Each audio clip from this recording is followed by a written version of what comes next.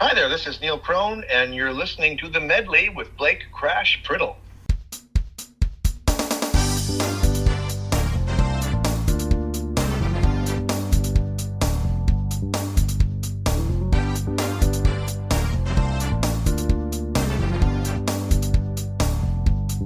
Hello everyone, Blake Crash Priddle here, and welcome to The Medley. I may say this a lot about my guests, but this week our two guests have very inspiring stories. They both had to overcome serious challenges, but they did so, and they continue to have awesome careers. First up, we're going to speak with actor, voice actor, improv comedian, and motivational speaker Neil Crone, who is best known for being in the Yes Men improv comedy troupe and for doing the voice of Diesel 10 in Thomas and the Magic Railroad. After that, we'll be speaking with Mike Legere, a Toronto-based folk musician originally from Atlantic Canada, who has a new album out called Memory Forming Clouds. These two guests will inspire you to pursue your dreams no matter what may be happening. Hope you enjoy. Start by telling us how your career as an actor began. My acting career probably began when I was 11 years old, and grade 7? I don't know what that is, grade 4. In my public school production of Cinderella. I think I got the bug at that point in time. But, I didn't turn to it full time as a profession, really, until I was 27 years old, and I was actually teaching high school.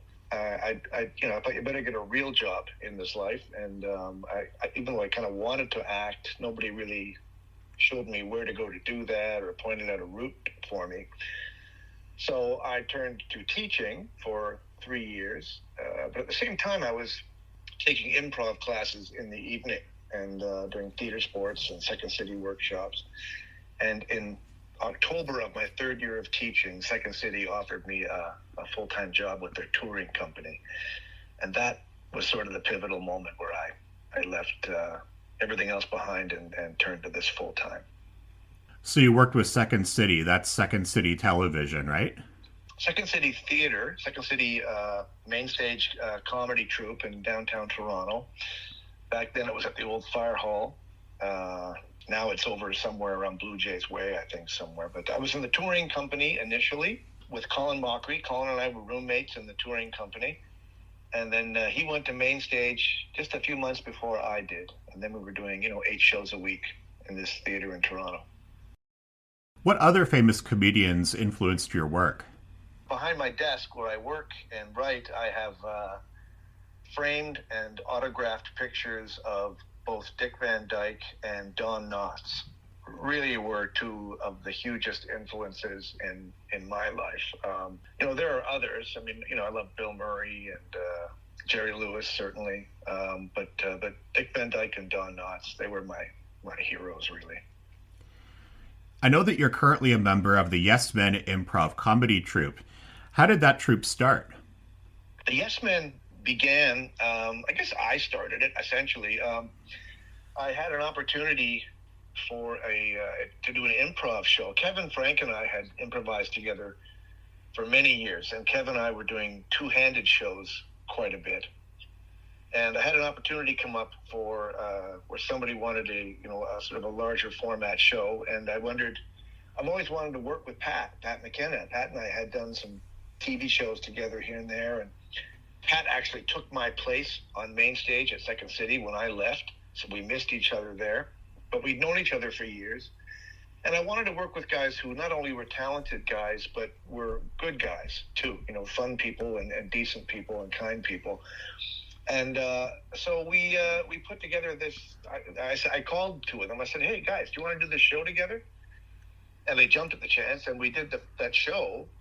And we discovered we had such a wonderful chemistry on stage, and got along so well off stage. We thought, well, let's see if we can't make it go with this, And so we have ever since then. And Pat McKenna has quite the resume as well. I think his best known role is Harold Green on The Red Green Show. Oh, absolutely. Pat is just a tremendous performer, both comic and dramatic. Pat holds the title for being the only individual to win a Gemini Award in both comedy and drama in the same night. of the awards. It's never happened before. And he won for both of them. I think one was for Traders and one was for Red Green. Besides improv comedy, you've done a lot of voiceover work and voice acting. One role that you did was Diesel 10 in Thomas and the Magic Railroad. How did you land the role of that character? That's a great story, Blake. Actually, Kevin and I had been invited to come into the studio by Britt Allcroft, who was producing the Thomas and the Magic Railroad film. And they invited us in just to do a bunch of incidental voices, like the troublesome trucks and James and some of the smaller trains. So we were doing that, and then we were on a break in recording when they had a big television in front of us where they were rolling some of the clips of the things we were voicing. And they had a clip come up of this really cool-looking, scary-looking engine called Diesel 10. And so just for laughs, we were on a break. I didn't think the microphone was on. I just started to do this Russian voice of this nasty guy, this Diesel 10, and doing this voice. And all of a sudden, the monitor comes on. Britt Allcroft shouts in. She goes, "Do that again." I said, "What?" She goes, "That voice you were just doing." And so I did the Diesel 10 voice for her again. She goes, "That's perfect. That's what we want for Diesel 10. So that was pretty cool. So we went on to record the entire movie using that voice as Diesel 10, and everybody loved it. And then it got to some level of previews in Los Angeles, as I understand it, where somebody put their hand up and said, "This is great, but we don't want to offend any Russian people." And so we had to go back into the studio and re-record the voice, Sam's accent. So it was more just kind of like this, Diesel 10 like this kind of guy, which I think is not as good a voice and didn't fit him as well, but wasn't my call. Did you improvise any of Diesel 10's dialogue at all? Because there were some good one-liners that Diesel 10 used. For instance, when he fell into a barge and he said, "Oh, well, I guess it's a good time of year for a cruise." Yeah, we did. Both Kevin and I, coming from backgrounds as improvisers, we improvised a lot of dialogue to the point where we were hired by one of the producers to actually punch up the script a little bit and just make it a little funnier.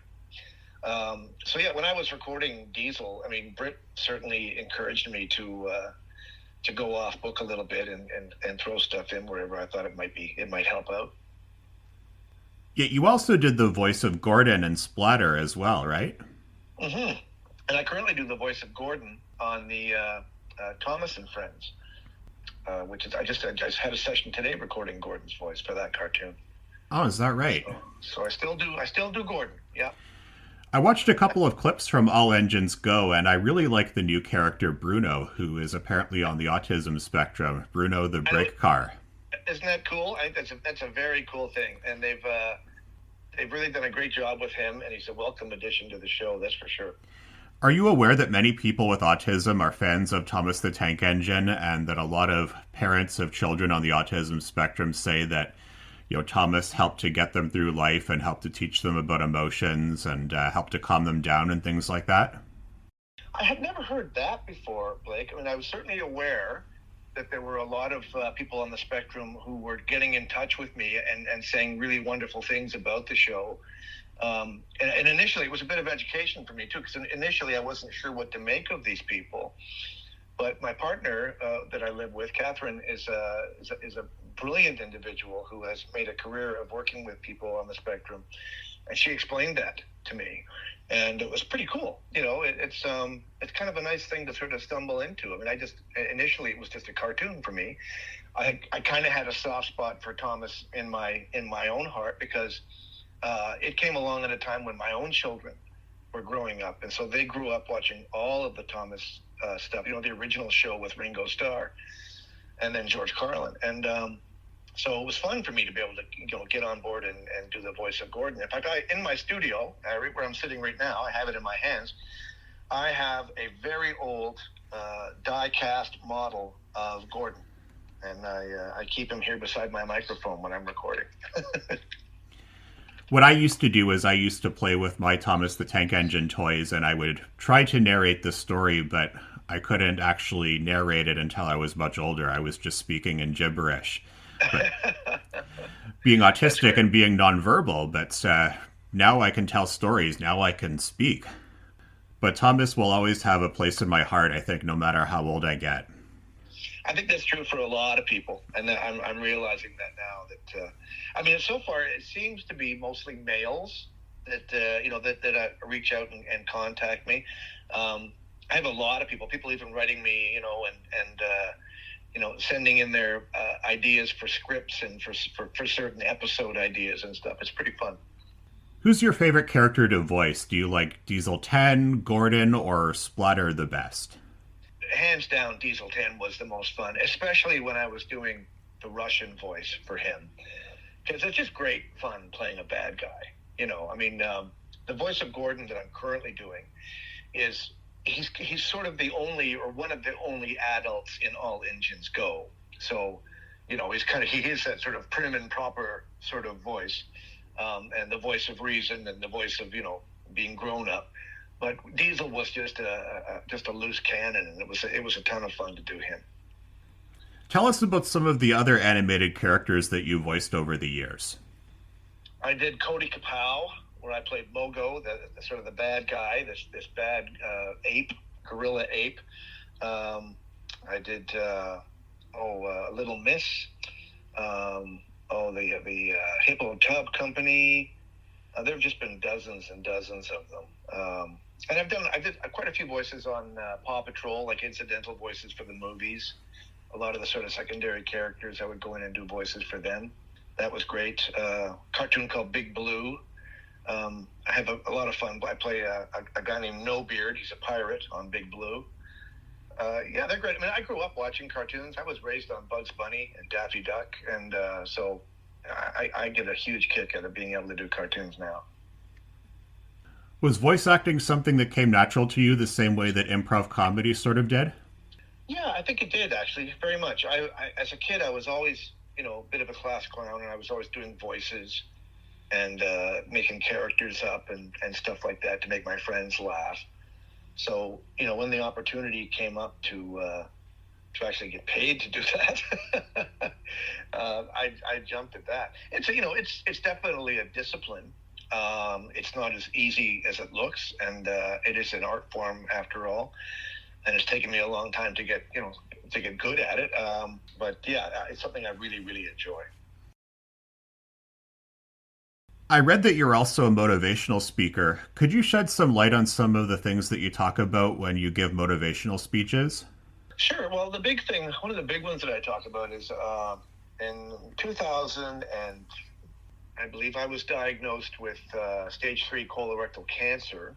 I was very young at the time, and went through a diagnosis and surgery, and then a full round of chemotherapy and radiation, and was pretty much off work for almost a year with that whole thing, and it slowed everything right down for me, and it taught me a lot of wonderful lessons. I've recovered completely, but it put a lot of things into perspective for me about what's important and what's worth worrying about and what isn't.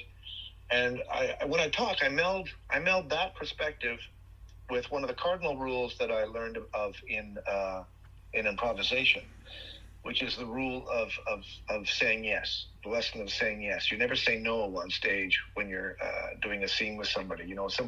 Whatever somebody offers you on stage, you say yes to it. If you say no, it puts the brakes on the scene and it goes nowhere. Whereas if you say yes, it takes you somewhere, at least until the next offer comes along to say yes to. So I've always said, I never said no to cancer. I never said, oh, I'm going to battle cancer. Oh, I hate cancer. Oh, I never said that. I said yes to health. I said yes to feeling good. I said yes to taking long walks. I said yes to being with my family, watching fun movies, things like that. And I'm convinced that philosophy was a huge part of my survival. Well, certainly having a positive outlook on life, no matter how bleak, is the way to go forward, and it's a way to make yourself feel better, too. Would you agree? I absolutely would. I'm a huge believer in the mind-body connection, that we literally think ourselves into sickness or health. and how we think about our life and how we feel about our life and the things that are in our life is what generally shows up. I used to have a lot of people referred to me, people who had just been diagnosed with cancer or severe illness, and they would call, and I would kind of try to calm them and give them some hope, and talk about what I had done to get through. And I could tell very quickly within 2 or 3 minutes of talking to somebody whether or not they were going to make it or not, because it was a mindset thing. I could just tell if somebody had already made their mind up that cancer was going to kill them. So I'm a big believer in the power of the mind, no question. What advice would you give to someone that wants to follow your footsteps and become an improv comedian, a voice actor, or a motivational speaker? I would just say, something that I've always told my own kids: following your bliss. Find that thing you love to do, and just keep doing it any way you can. And it's my belief that if you work hard at something you love, that success is inevitable. And in the meantime, you've got to spend an entire lifetime doing something you love. Pursue it, and don't listen to anybody who tells you you can't do it. It's only you know whether you can do it or not. Well, Neil, thank you so very much for joining us, and I really enjoyed hearing those stories about Thomas and the Magic Railroad and your career in general. So thanks again. My great pleasure, Blake. It was lovely talking to you. And that was actor, voice actor, improv comedian, and motivational speaker Neil Crone. Next up, folk musician Mike Legere. What inspired you to pursue a musical career? Music's been around me my whole life. I grew up singing in a very musical family. My brother is a musician and an actor. It was always something that I was interested in. As a teenager, I would record my bands and we would play at local, places like the Micmac Tavern in Dartmouth. It was just something that I always loved doing. It's always been my passion. And so I just wanted to pursue it full time. I read your bio. It says that you're a folk musician. Who inspired you to pursue folk music? Definitely my brother. He was really into that kind of music growing up. We would listen to lots of different artists, but he was really into pop music as well. But Bob Dylan was something that when I heard it, really struck me very strongly as being like storytelling as well as music. And I always kind of loved story and drama. So where those two met felt like folk music had a lot to offer in that regard. So yeah, that's kind of what started me off on that path. Also, in Dartmouth and Halifax, Nova Scotia, there's a lot of kind of either folk music or punk music or hardcore music. Those were the options. And I grew up playing punk music and kind of transitioned into being more folk oriented as I got older. How many albums do you have? Under my own name, I have 2 albums and then some singles. I worked with a band called Century Thief for a couple years there, and we had, I think we had 3 albums, plus a bunch of singles and EPs. And I've also played in a band called Places Erupt. We have 2 albums that I was a part of. And then I played with my friend Omar, and we have an album as well. So throughout the various projects, I've been albums that I would kind of still count that weren't stuff that we made, in my basement when we were like 14. I'm not actually 100% sure. I haven't counted them, but a bunch, 2 under my own name. Why did you decide to move to Toronto to pursue your career? The music community in the East Coast is absolutely incredible, and I love going back there and playing with different bands and just seeing what people are doing out there. I think it's incredible. The reason why I came to Toronto, I was 18 when I moved to Toronto, and I was in love with a band called Broken Social Scene. I was obsessed with them. I really liked this idea of like a collective of friends coming together and showcasing each other's songwriting. It reminded me of kind of how I grew up playing music, which is, passing around a guitar, sharing different songs that me and my friends had written. Them being here really inspired me to come here. I felt like Toronto was a place where you could kind of make that happen and people would pay attention to it. So yeah, I was 18, came here because of them, started a band pretty quickly afterwards. And actually, in the end, I ended up meeting them, and I work at a studio who's owned by Kevin Drew. Some logic in that, I think, that held up, and then other parts that were a bit of my 18-year-old kind of desire to leave Dartmouth and see what was out there. I do feel like there are too many people, and that can be a bit overwhelming, but I just also love the fact that there's always great bands always are coming through here. There's always something going on every night. And there's just a lot of people, as a musician, a lot of different people to kind of play for. I read on your website that you recently finished a tour. How did that tour go? It's called the Memory Forming Clouds Tour, which is the name of my newest record. We released that in November, so that was kind of the intention to play those songs for people and to spread the word. We played first in Toronto before we left, and then we played in Montreal, in Dartmouth, my hometown, in Antigonish, in St. Andrews, Fredericton, Woodstock, and St. Andrews, Fredericton, Woodstock, and St. John as well. You mentioned earlier that Broken Social Scene was one of your influences, and they did the soundtrack for one of my favorite movies, which is called Snowcake.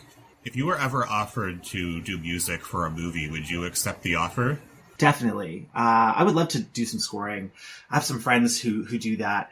The closest I've ever come is that I wrote a series of companion songs for a play that my sister and her partner put on years ago.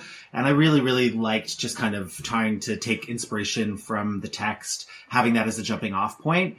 I would do that in a heartbeat. I would really like to do that, actually. What kind of movies would you like to do a score for? Sci-fi, Western, action?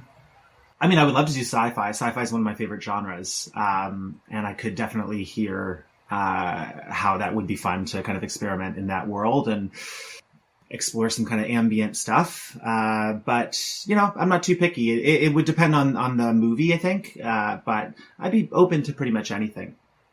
I understand that you had to overcome a huge personal loss in your career. How did you recover from that? It was tough, to be honest. I had a really bad year a couple of years ago, where I lost the woman who raised me, one of the women who raised me. She was a really important person in my life. And then at the same time, I was at the end of a 10-year relationship, which was ending, and I was moving out. So while that happened, I was mid-session at the studio that I work at. I work at a rehearsal recording pre-production studio. I was recording my friend and musician Dante Mattis, and water started flooding in from the ceiling, coming out from the toilet, coming out from the ground, coming out from the walls. And within a couple minutes, the whole place was flooding, and we were just kind of lifting up amps and just trying to save all the equipment that we could save. Studio ended up being closed for about 6 months. So yeah, at that time I decided, I didn't have anywhere to live. I didn't have work for a little while. So I decided to go back to Nova Scotia, and my mom and some of my aunts and uncles have property down in Fox Harbor that we have a cottage on.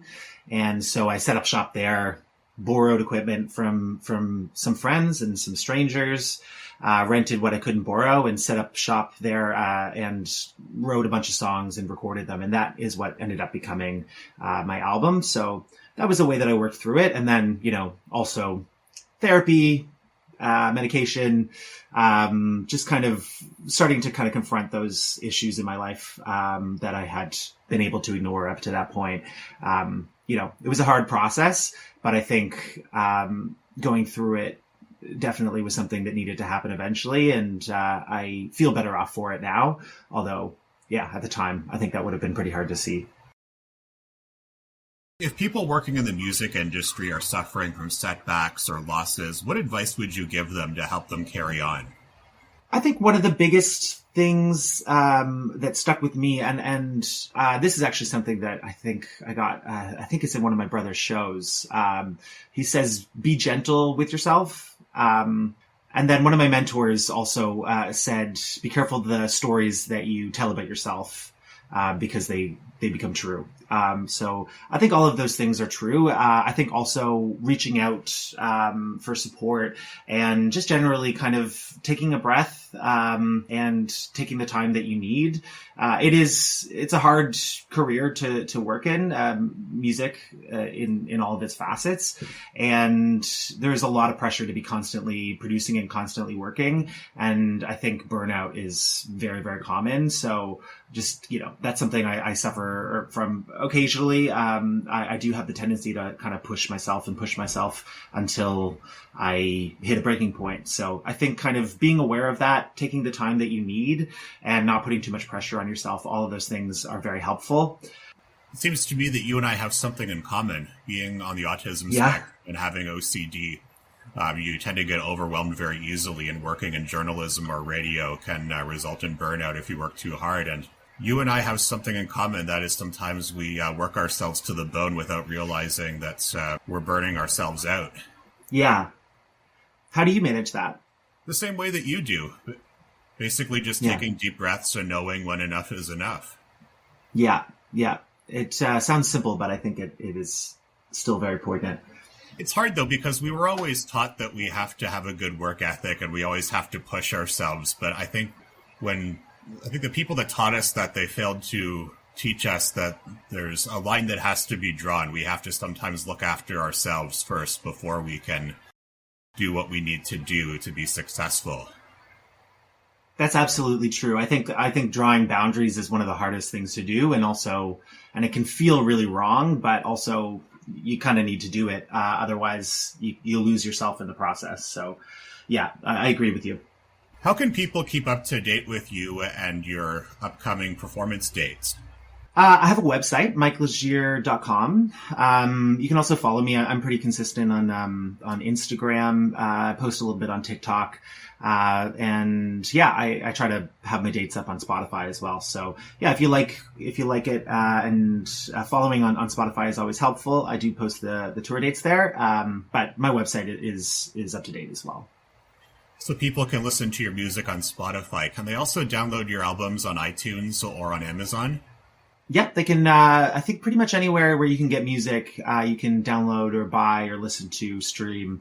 My stuff is on Bandcamp as well, SoundCloud. So yeah, all of those places. I try to make it as accessible as possible, because I want people to check it out. Well, Mike, it was awesome to have you on the show, and thank you very much for telling us all about your amazing journey and for inspiring our listeners to carry on.